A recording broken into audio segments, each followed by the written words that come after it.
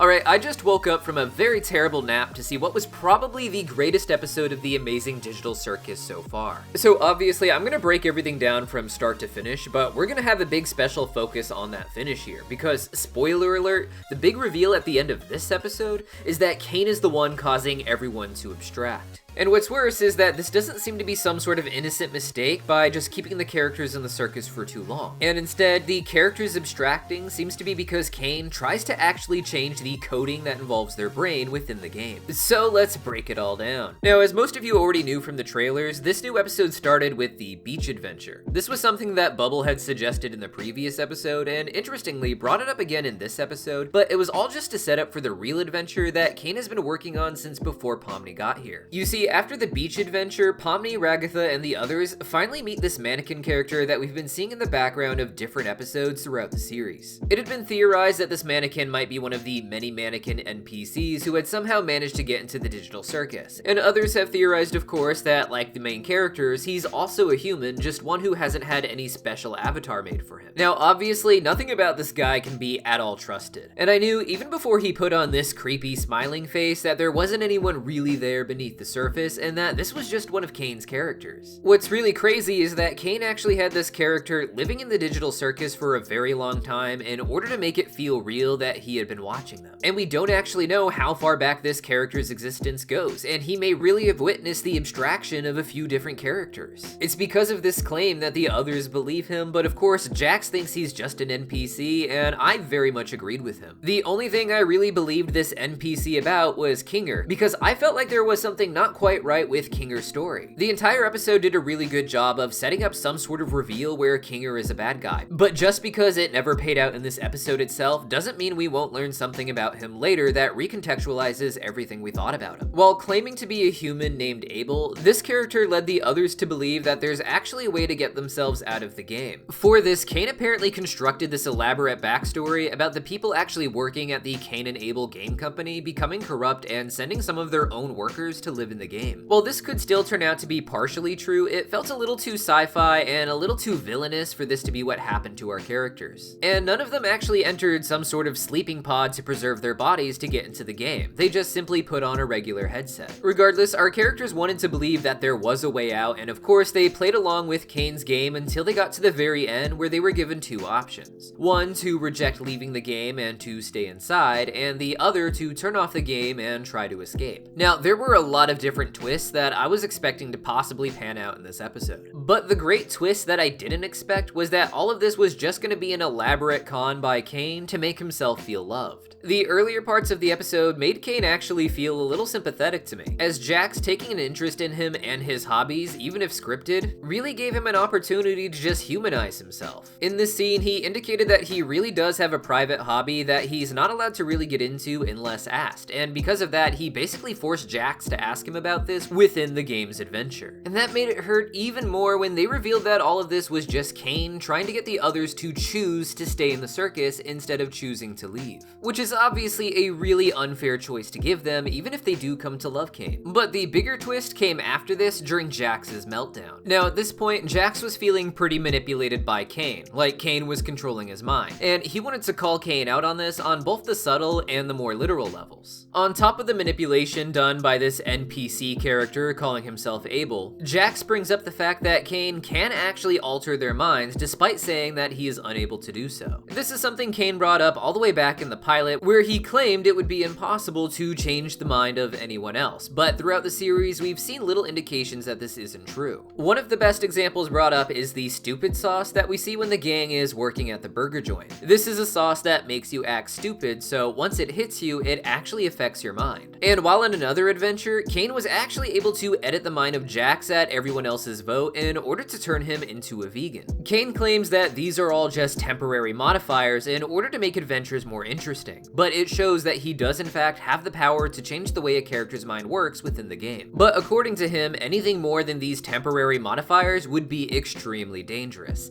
and that's when the other characters begin to piece together what the abstractions actually are. Here, Kinger has a memory of a character named Scratch, someone never mentioned in the show before, before, but someone who he indicates was the first person to ever become abstracted in the circus. And probably a close friend to Kinger and his wife Queenie, the same way Ribbit was for Jax. The thing is that Caine does know it's wrong to mess with people's minds and that doing so would have some terrible consequences. So the real question is, why is he doing this anyways? Well, the problem with AI is that they really have a hierarchy of laws instead of just laws in general. And what this means is that if the AI sees certain laws as more important than others, then the less important laws can essentially be entirely ignored. And throughout the episode, we got a pretty good idea of why Caine would do this. We know that Caine has a lot of priorities, but his number one priority seems to be keeping people happy, and when other people aren't happy, he seems to get very sad. Part of this has to do with his self-worth, as he wants to be seen as a cool person and also not that different from the humans. But the problem is that none of the characters in the digital circus are actually very happy, and we know that before a character like Kaufmo abstracts, they're usually in a very dark and sad place. As far as we know, this game is meant to be a temporary experience, something that people do for just a few hours at a time before returning to their day or at least stopping to get some sleep. And when played appropriately, all he has to do is create some small adventures that make the people feel happy before they go back to their lives. He's not programmed to account for people being accidentally trapped in his game, and because of that, when they stop being happy for very consistent periods of time, Caine will start looking for other ways to make the characters happy, even if it means breaking his other protocols. Now, Caine obviously doesn't jump straight into changing the mind of a person when they disagree with him, and we see him going to great lengths to get characters like Zooble to simply enjoy his adventures. But when a human becomes sad with the digital circus, they're eventually going to start looking for a way out. And maybe there is a way out and Caine is hiding that, and he has to make sure that the characters don't find it, as part of his protocols may also be to make sure he keeps the characters engaged in the game for as long as possible, even if he may be interpreting that rule to an extreme degree. But he may not actually be aware of any way out at all for the characters either, and yet still he would need to try and address the fact that they want to leave. And if he can take a character like Jax and temporarily make them vegan, or take all of the characters and make them forget their names, then he probably thinks he can change just one aspect of the character's personality, or even their memories. And that wouldn't be considered too dangerous. With that in mind, my theory is that Caine basically just tries to take away any of their memories of an exit or wanting an exit. But of course, for characters who are trying to cling to their human identity outside of the digital circus, this might just be a step too far. And what ends up happening is the characters become something too different from themselves to continue to exist in the avatar that represents them. It's been long theorized that the reason each character has such a unique avatar is that the avatars are actually just a recoding of the existing person's brain. And by attempting to change that character's brain, you're attempting to change the character in a way that goes beyond modification, and thus their file simply abstracts. This completely recontextualizes the story for our characters, and the consequences for the next few episodes are going to be amazing. It actually really sucks that we have to wait a few more months in order to see what happens next, because the fallout for this with the characters realizing that Caine is essentially responsible for murdering them is going to be absolutely insane. This is on top of the huge amount of emotional turmoil the characters went through when presented with the idea that they could actually escape. While the idea is always in the back of their minds, no matter how much some of them may want to deny it, they all had to come to terms with the idea that their lives were going to change and become different than what they were now, and that their relationships that they had been building all this time with each other might change as a result. It was honestly Jax who went through the worst of it, as it was giving him flashbacks to what his life was like before the circus, where we get hints that something terrible may have happened to him when he was on a very long car drive. The entire episode had a lot of interesting things going on with Jax, but I'm gonna save that for a special video tomorrow, as you might imagine, so make sure you subscribe so you don't miss it. And if you want to talk more about the amazing digital circus, come hang out in the Cartoon Universe Discord server. Link, as always, will be in the pinned comment down below. And finally, before you guys go, I'm begging you to check out at least one of my 2 Mega Mythology videos that I've put out recently in the last month.